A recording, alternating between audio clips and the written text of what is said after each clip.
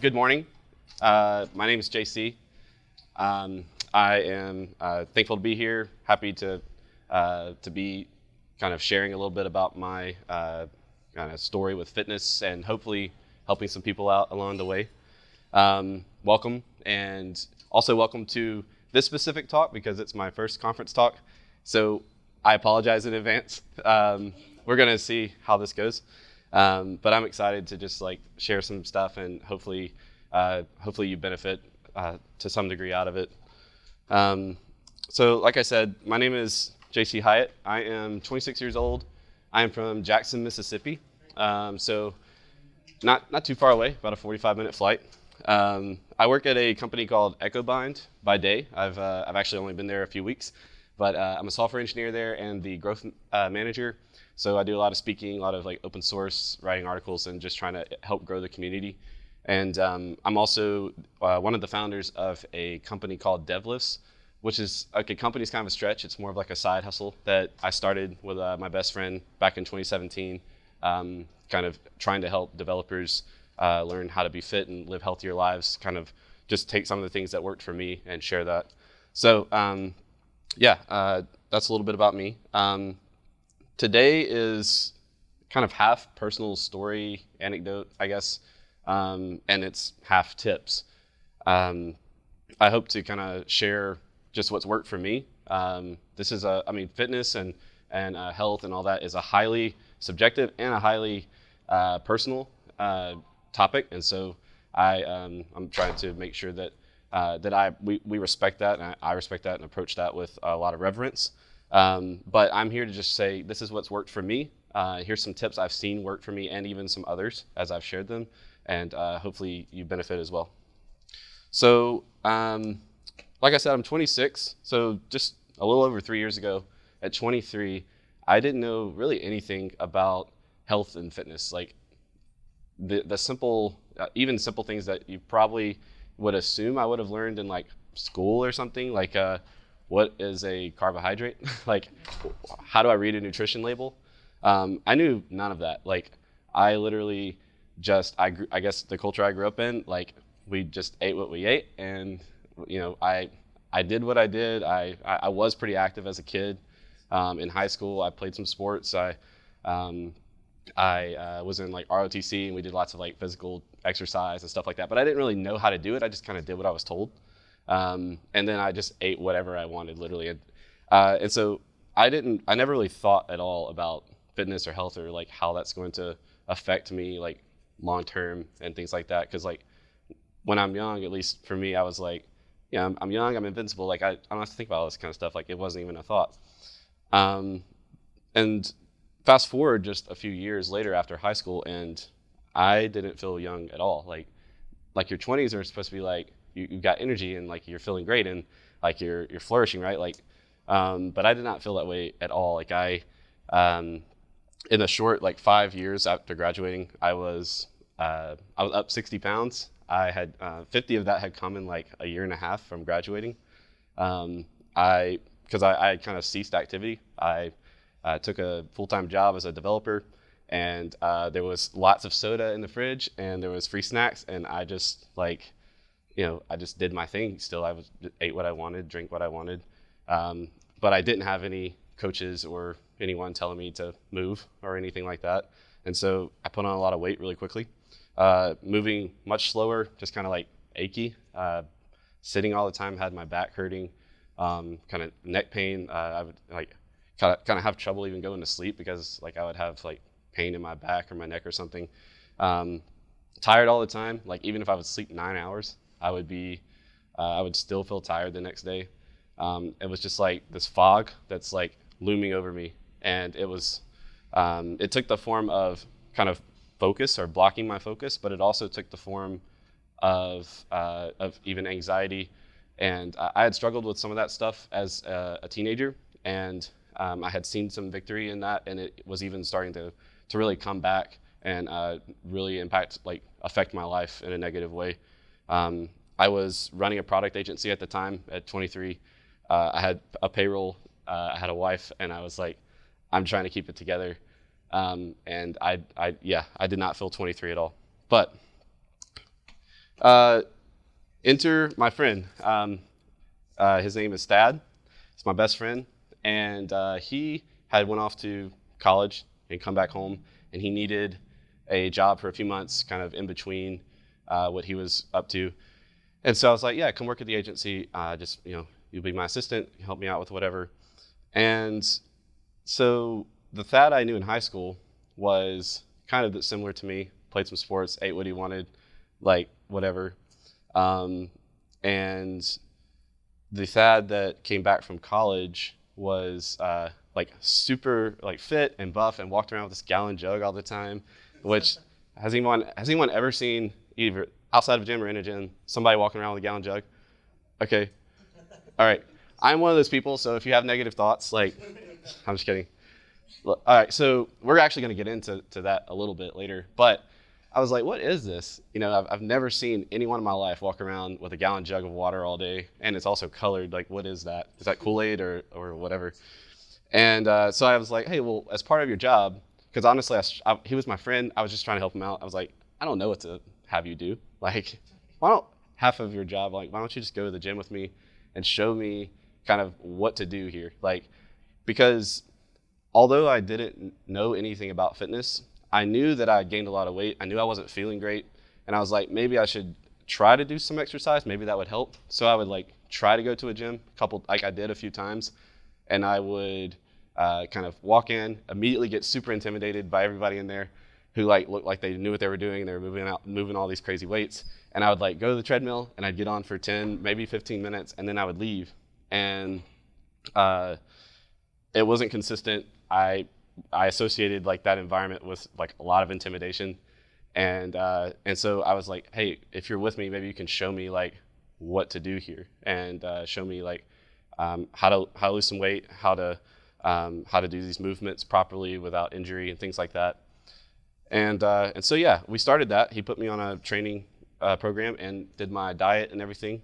And fast forward 3 months, and like I have a complete body recomposition. I'm much happier with with my appearance personally, and but that's not like all I got. Like that's what I thought I was signing up for, was like I'm just gonna lose some weight, but like I experienced way more benefits out of that. Like I got a lot more focus in my day job. I got a lot more energy.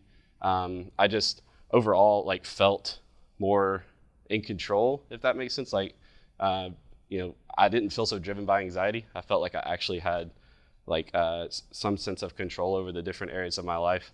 And I was even stronger and much faster than I was in high school. And I think that this story of mine could be a similar story for a lot of developers. We sit a lot. A lot of companies like cater to us like with lots of free snacks and free beer and like all kinds of. And I'm not saying those things are bad. Like that's great, and if your company's able to do that for you, that's pretty cool. But it can be a slippery slope, if I guess if that's the right term. Like it can be an environment that if we don't pay close attention to, it can lead to some unhealthy places for us. And I'm going to propose that this story is similar to maintaining a code base. So we all know what tech debt is, or we probably have an idea of what tech debt is, right? Here's an actual definition from Wikipedia. So technical debt is a concept in software development that reflects the implied cost of additional rework caused by choosing an easy solution now instead of using a better approach that would take longer. So all that to say, technical debt is when we write a hack or we bring in maybe a solution that's less than ideal so that we can accomplish an immediate goal that we have, put out a fire, whatever it might be, even if it's not necessarily the best choice long term. And there's technical debt everywhere. Like I'm not saying that's a bad thing. Like it's going to happen in a code base because software development is all about trade-offs. And but we also know that left unchecked, it accumulates interest, right? You start having hacks and you build hacks on hacks on hacks, and over time your code base becomes really, really hard to maintain, and it's really hard to try to outside of just nuking the whole thing and starting like fresh, which is almost never an option for a lot of companies, it becomes really difficult to try to undo a lot of those hacks that we've done, right? And when we get our PM to give us time to try to pay back some of our technical debt, it's repaid through refactoring, right? And so I think that my story, and I think that just like in general as developers, I think we can get a lot of, we can draw a lot of similarities between this and even our bodies. If we treat our bodies like code bases. So I accrued a physical debt because of a lack of knowledge and poor choices. That was, I would say the choices were largely unknowing. Like I didn't know. Some of it should have been obvious. Like it should have been obvious that I shouldn't drink 100 ounces of soda a day. That should have been obvious, right? Like, but maybe I'm just an idiot and I'm the only one who has ever done that. But despite that, it was unknowing, like largely.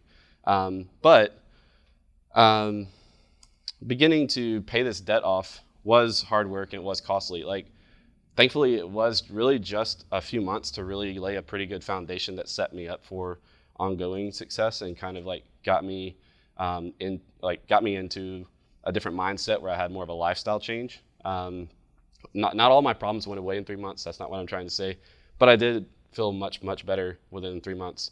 But it wasn't like easy. Like it was 3 really hard months. It was a very extreme diet and working out 6 or 7 days a week, and like completely changing like my schedule up so that I could fit this stuff in. And so it was hard, right? And this sounds very similar to technical debt, in my opinion. So I'm proposing a new term called fitness debt, which may not be new. I don't know. This is just something I came up with when I was thinking through this. And I'm going to propose that fitness debt is a concept in physical fitness rather than software development that reflects the implied cost of additional rework caused by making less healthy choices, knowingly or unknowingly, right? Like we don't all, like I even still don't know a lot of stuff that I'm probably doing things on a daily basis that probably aren't so great for me. Or maybe I'm even knowingly like had a few beers last night. Probably not like the best thing for me, but you also got to live a little, right? Like, so everything in moderation, having balance, things like that. But I think that if we start thinking of our bodies like code bases, then we can refactor it, right? And we can start thinking of it in terms of in a way that relates to our day-to-day lives, our jobs. And so that's kind of what the rest of this talk is like, here's some simple ways that have at least worked for me that you can use to start to refactor your body, pay down your fitness debt. I am going to give a disclaimer here. So first off, there's absolutely no shame here from me. Like if you feel that way, like I really am, I'd love to talk to you and like make sure that I can have a chance to apologize for that. I'm kind of on this journey with you. Like I said, just 3 years ago, knew nothing about this. So I'm not here to say that people should look a certain way or do a certain activity or any of that kind of stuff. I'm here to say that like my goal is to convince you to be your best self, to feel great mentally, emotionally, to feel great physically, like to not be in aches and pains all the time, to have good energy, good focus, things like that. That is my aim here, and my aim is to ultimately, the word that I like to use is balance, like to bring balance to your life. As a developer, especially when I was running an agency, it's like I'm working 80 hours a week. This is like also unhealthy, like, and that's part of the fitness is like starting to draw boundaries in your schedule and saying like, I need work-life balance. It's not just a matter of so I can have time to do other things. It's so I literally don't die, like because I need balance in my life. I was like, I'm on track to have a heart attack by like 30 if I keep this up. And I'm also going to just mention I'm not a doctor. And so if something I say, like if you are interested in trying it out and seeing if it works for you, but you have some concerns, like talk to your doctor. I don't claim to be a doctor. I just know that this worked for me. And I know this does work. A lot of the tips I'm going to share do work for other developers I've shared them with. I'm also not personally a personal trainer, So Thad is a certified personal trainer, and I've learned everything I know pretty much from him. But again, this is much more anecdote than any kind of like specific claim. And I would be happy, like if you want to know more about something I shared today that may be how to apply it specifically to your situation, I'm happy to chat with you. The last thing I'll say before I dive in is it's a marathon. It's not a sprint. Like this is all about creating a lifestyle that will give you lifelong benefits and is sustainable, not about like going on some crazy diet and just like, cramming it all into 3 months and then forgetting about it, right? Like we want to create something sustainable, good habits. And so, yeah. So you might ask, where do I begin? For me, I've kind of divvied this into 3 kind of categories, I guess. The way I think of it is nourish, move, and rest. I think these are the 3 broad categories that will give you kind of a well-balanced sense of fitness and a well-balanced regimen. So kind of diving into nourishment. The first thing I'm going to do is make no assumptions. I did not know what macronutrients were like just 3 years ago. I know like maybe that should have been obvious. I have no idea, but I didn't know it, so I'm not going to assume that everyone here knows that. So let's talk about that for a second. So when people say macros or macronutrients, like every time you see a nutrition label, you can see whatever you're consuming, like how much protein, fat, and carbohydrates are in this thing, right? Everybody's fairly familiar with a nutrition label. And going into this a little more is like, all of these are made up of calories, obviously. Protein and carbs are about 4 calories per gram, and fat is about 9 calories per gram, okay? So that's just some simple math right there. But going a little deeper, protein is like the building block of muscle. We need it to build or repair muscle. Fat and carbs can both be used for energy, and neither is necessarily evil or wrong or bad or anything. It really depends on the goals, and it's pretty subjective to your situation of what you're going for. And I'm not here today to make any specific diet recommendations. Like that, again, is something really subjective to your goals. I'd be happy to talk to you about it, but I'm not going to throw a blanket statement out there and say this one diet is the best diet, because it's just not true. A lot of the fitness industry is very much hype, a lot of like misinformation, and so you might see some claims out there that say one diet is the best diet, but it really depends on your goals and like what you want out of life.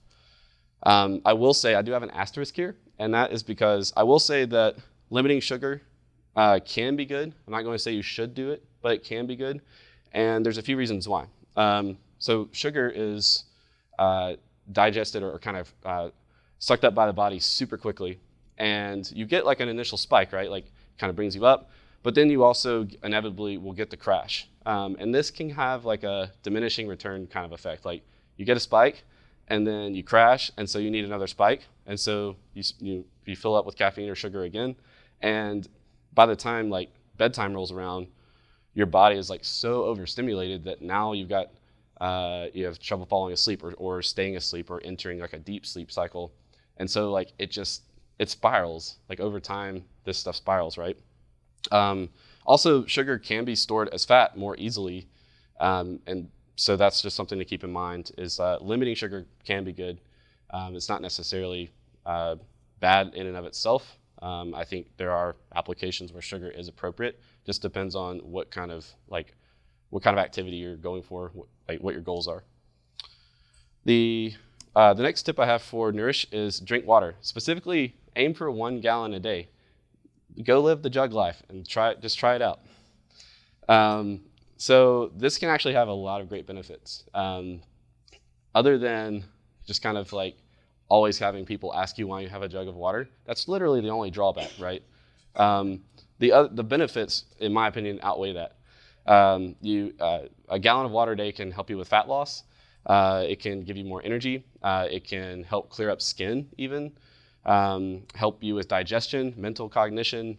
Like the benefits, you can go look this up yourself, the benefits of having a gallon of water a day, like it's well worth it, and it's really not that big of an investment. You can also If water is like not your jam, which it was not mine, I'm the guy who was drinking like 100 ounces of soda a day. I was like, how am I going to drink water? Like, I hate water.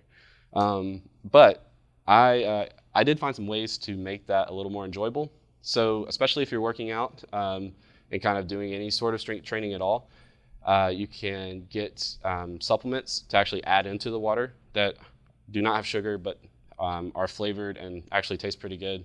And you can even get them with caffeine. Like if you're just trying to wean yourself off of soda and you want to kind of like still have some caffeine, you can actually modify this to where you're still getting the benefit of a gallon of water, but not all the sugar of the soda. And you can kind of take that down if you want to taper that down over time so that you're not as dependent on caffeine. But regardless, it's like, it's a net positive still, right? Like it's all about small steps and then building on those things. The next thing, keep a food log. Not just a food, like a food and drink log, I guess. Like write down what it is you consume. What time of day it was, how you felt before, how you felt after. You can go as far as to say like what the calories, the macros were, things like that. But just over time, I've found that keeping a food log, even if you're not really tracking the calories or anything, it just can start to lead to better choices because you're just being more mindful of like what you're consuming, right? Like mindfulness can lead to more calibration. So next up, we have move. And so one big takeaway here, you were made to move. Like the body really wants to move. We have this like amazing body that can move in all sorts of planes of motion, all sorts of like crazy ways. And not moving can actually have debilitating effects. Like the body wants to move. If we have a lot of inactivity for a long period of time, our muscles start to shorten. Our muscles and like ligaments and stuff like that can start to kind of just wear down with no activity. And this can actually lead to some debilitating effects long term. But in the short term, still like it's what gives us that sense of tightness or aches and pains and stuff is a lot of it has to do with just not moving.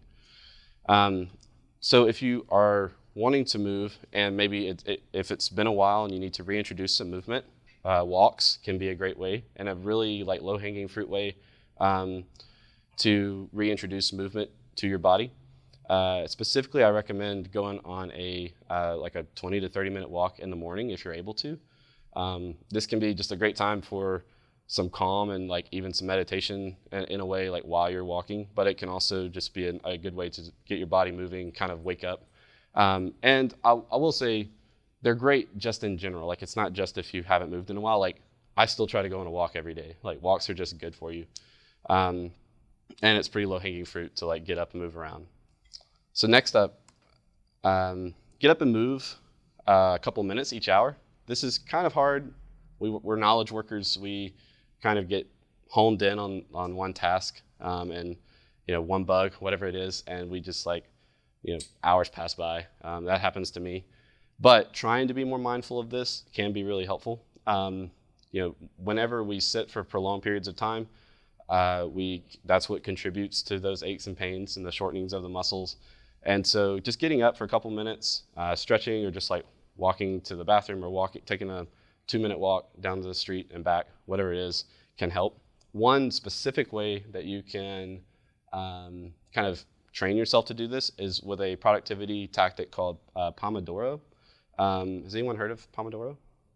Okay, yeah, so the idea, I think there's definitely apps that can give you like a timer for this, but basically you can, you work, I think it's like 20 minutes and then like you're off for like 2 or 3 minutes. I honestly don't remember, but it's like you're on and then you're off for a couple minutes, and you can use like that couple minutes to just stand up, go get a glass of water, whatever it might be. And actually, if you're drinking a gallon of water a day, you'll probably be going to pee. Like, I can personally testify that you will go to the bathroom a lot more if you're drinking a gallon of water a day, to an annoying degree, honestly. Next up is, if you must sit, focus on your posture. And this isn't just for sitting. This is for standing. This is even for walking.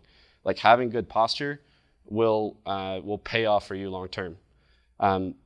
Even if your standing desks are like huge right now, like we get and a standing desk is a good thing. I'm getting one myself right now, but having a standing desk and still having poor posture is really only kind of it's an improvement over just sitting, but it's still like it's still kind of a wash in my opinion, or it's like a neutral effect, because the posture is what has really bad effects on your spine over time.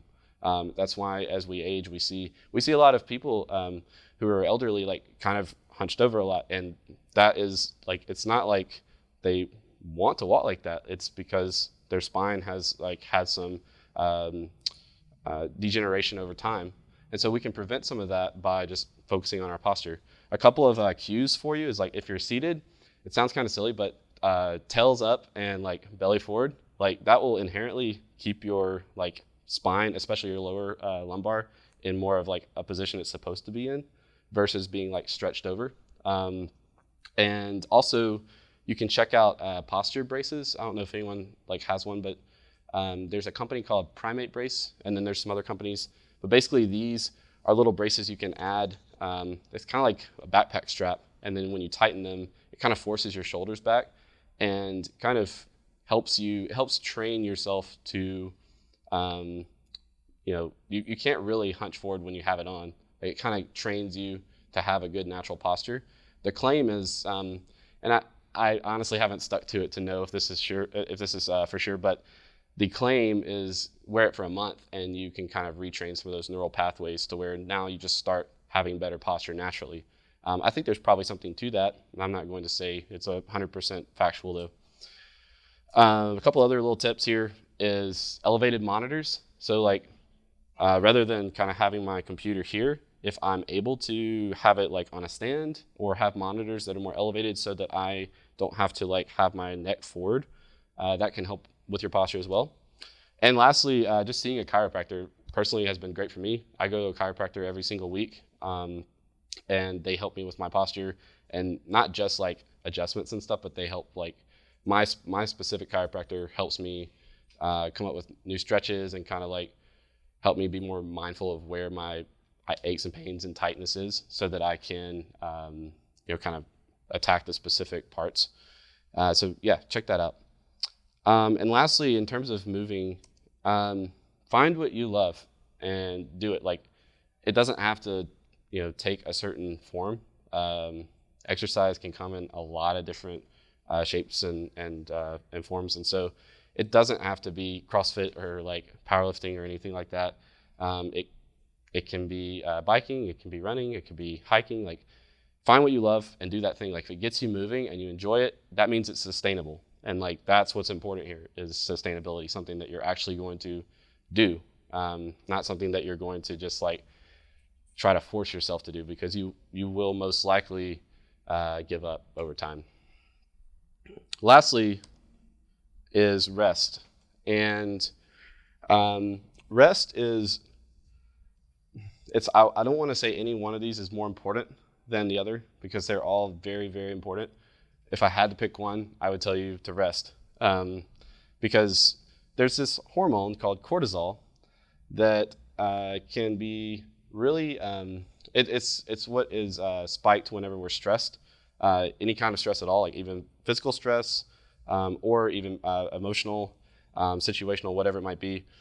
And the higher cortisol levels we have, the more tired we feel, the less focused we are, the more prone to injury we are, and even the more weight we can gain. And so trying to manage your cortisol levels is really important to me. And so my first tip on that is to get away from tech. Like, in my opinion, tech has a way of keeping our attention probably for longer than it should. And like, I'm the worst like at this. Like, I sit in front of a computer all day, and then I just want to watch Netflix for the rest of the night. And like, that's pretty much, like, that's what I naturally just want to do, right? But part of fitness and part of rest is resting your mind and kind of getting away from things that stress us out and work, at least for me, stresses me out to a degree. Even if it's not that I hate my job, we still have to deal with stressful situations. Like, that's just part of life, right? And so getting away from it and focusing on something that's completely unrelated has been really helpful for me. For me, that's gym time, and then like jujitsu, or going to the park with my wife and my dog, or something like that. Just getting away from tech, not having any screens or anything like that has been really helpful for me.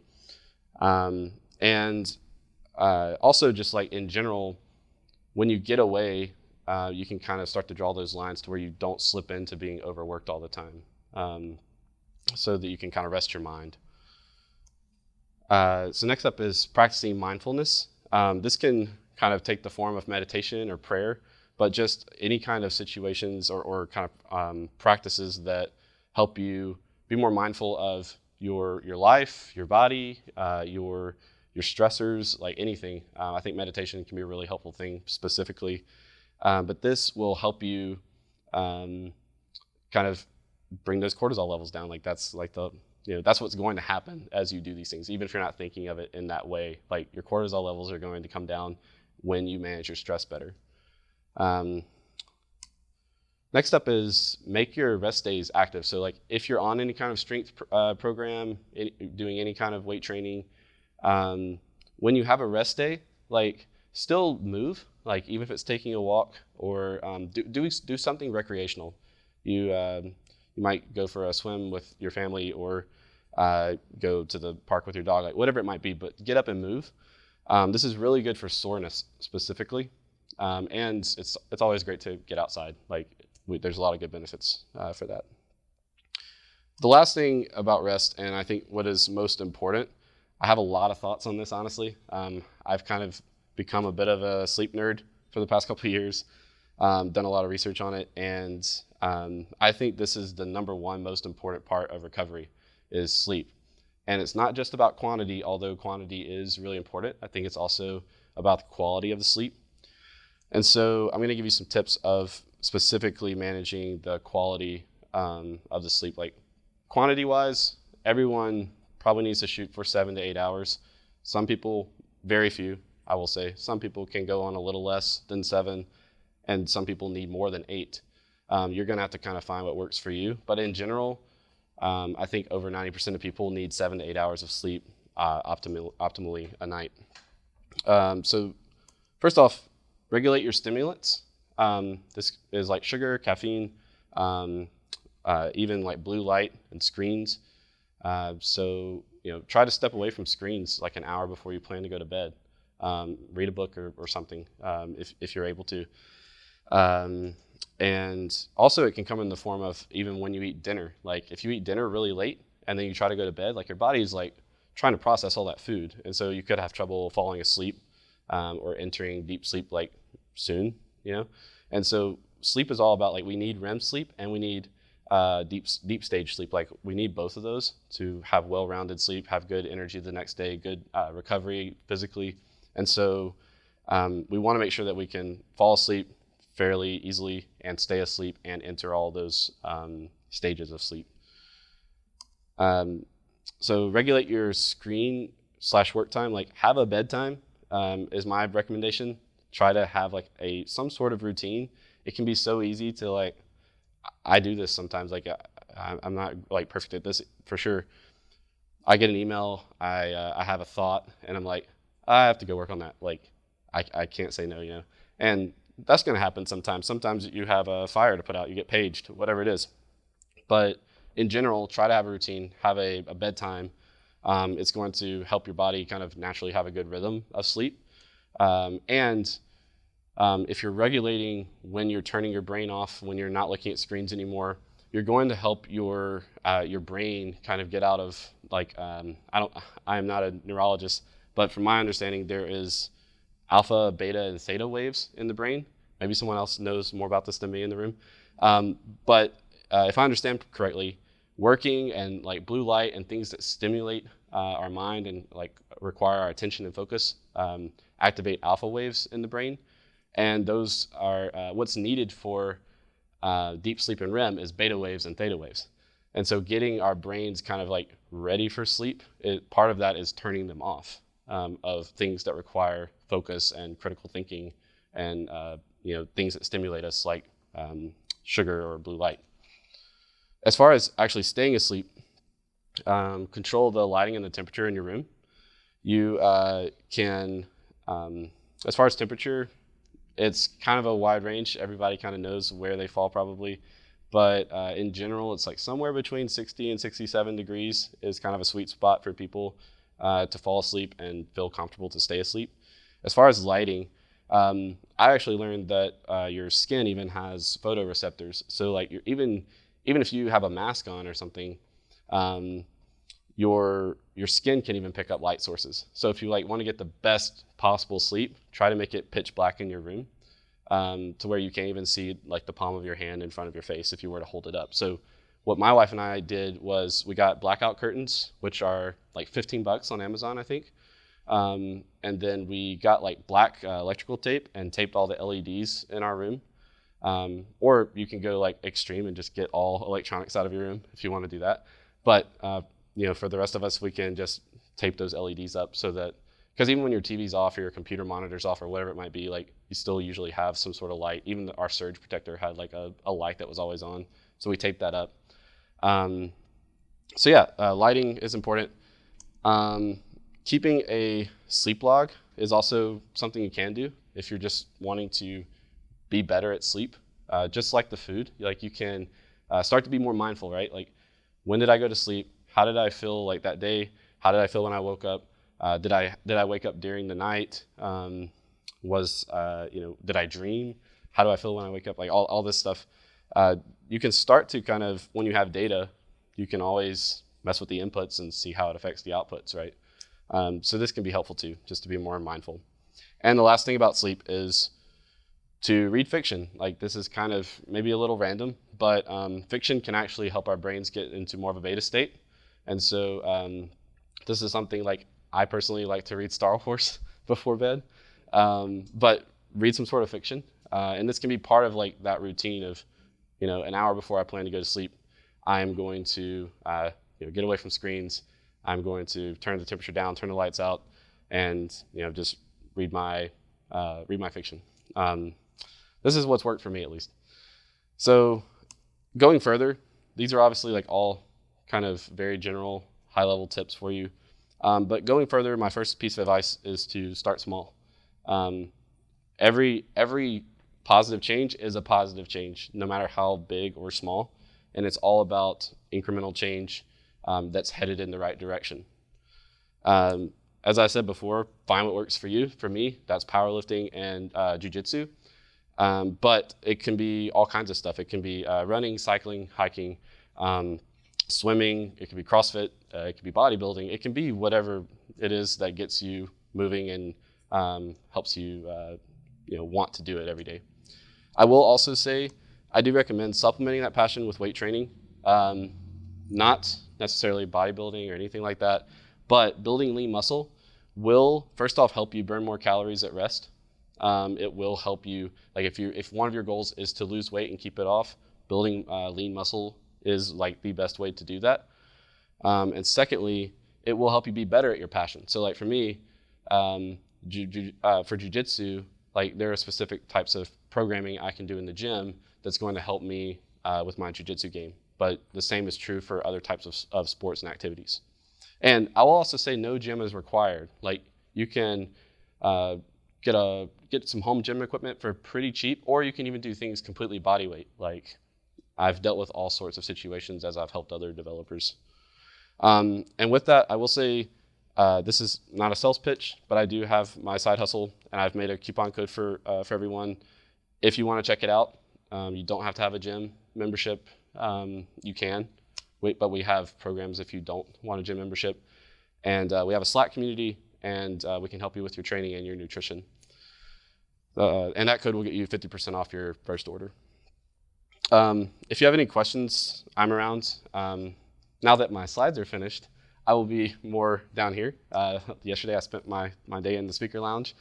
But yeah, I'm available and I'm happy to try to answer any questions. I'm also on Twitter. I'm also in the DevLifts Slack. So if you sign up, or if you don't sign up and you just want to join our Slack, let me know. find me here or tweet me or something. I will get you an invite to our Slack if you just want to join a bunch of other developers who are on their fitness journey. And here's some ways you can connect with me if you want to chat further. And thank you for coming.